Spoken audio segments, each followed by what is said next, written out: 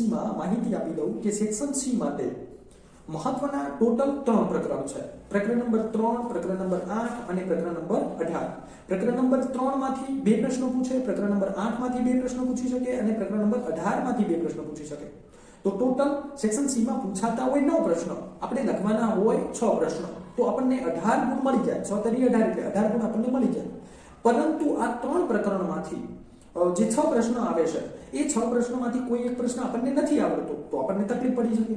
એટલા માટે આપણે પ્રકરણ નંબર 16 અને પ્રકરણ નંબર 19 પણ કરવા જરૂરી છે. આ ઉપરાંત પ્રકરણ નંબર 4 કરવું પણ જરૂરી છે.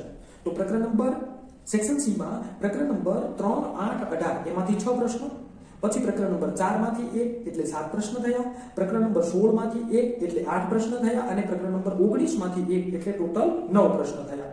ક્લિયર? તો આવી રીતે આપણે તૈયારી કરીએ સેક્શન સી ની અને આપણે 18 માંથી 18 માર્ક્સ મેળવી શકીએ.